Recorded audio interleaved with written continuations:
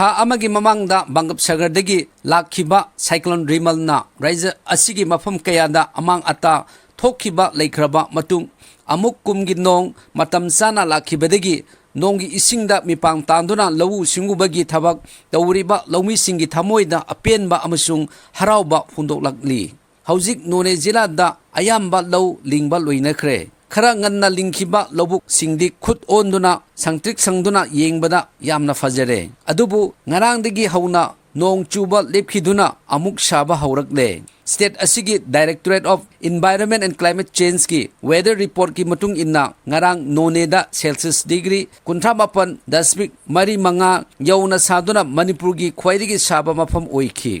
ningsingba yai haukiba megi tang kunithoida none gi mafam kharada celsius degree nifu yauna saduna manipur gi khwaidigi sabigi record thamki mahusagi khal kaitharaktuna sabigi chang hengalak lagdiba amasung aing asagi phibam noma gi hongdoklakliba asibu kannaba amatangairaba pambai adudi u wa thajinba umang wamang bangkokta kokpa lepa asini haibatai national tobacco control program gi makhada district health society none na sinduna world no tobacco day july gi tang 32 da 10 maker academy none da pangthokhi protecting children from tobacco industry interference haiba team gi makhada pangthokhiba thoram aduda jila asigi cmo dr Aguei Kamei amasung dr sangamlung kamai district nodal officer ntcp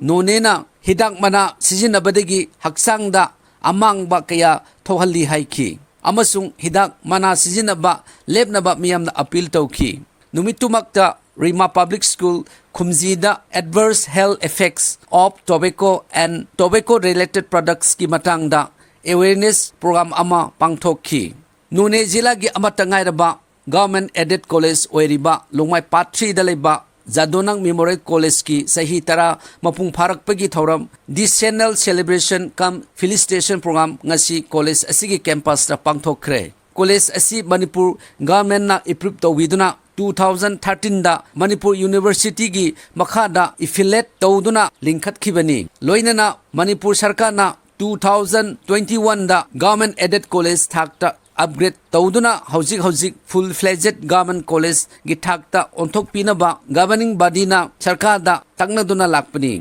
anauba jila asigi mahai masing tampham marang kaina leitaba lairaba mahairoi singi damak khanbiduna laingak na athubada government full fledged college ama oihanbinaba jila asigi miyamna sarkar gi puning singsilakli amaromda ngasi college asidigi tamlakpi jila asigi rangkhung part 1 degi languangdiu gonmaina 2024 gi mu na lauba ba honors 6th semester exam da manipur gi oina sociology subject ta mokok tarakpada college asigi oja sing amasung governing body na taramna okre mahakna asumna phondoklakli aina to par lakpase yamna haraujai ngasi felicitation program da oja singna aibu taramna okpibegi damakta ahaksu harauba phongdokchari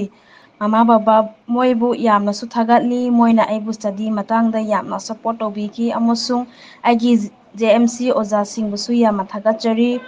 oja hoina phajana takpi tambirakpagi mahaini aina ngasi phanglibase haukiba July gi tang 3 da Punjab ki duri degi cheng puba train gari ama khongsang train station da ahanba oina lakhi train adu Manipur sarkar gi maikai degi chief minister Sri N Biren Singh water resources relief and disaster gi minister Sri Awangbong Niumai hill areas committee gi chairman D Gangmai none jila gi deputy commissioner Sri Sharat Chandra Arojuna taramna okhi daba tramanga da porakhiba cheng adu punna bura 38,358 ni amasung quinton 8,933 ni metric ton na 1,898 ni thoram aduda cm birena asumna hai sana ba cheng thau laiba phabadi aikhoi tha tara mari ge thoning da thakdok chi thogasu sigi mark sida the government is trying not to have any kind of shortage the food grains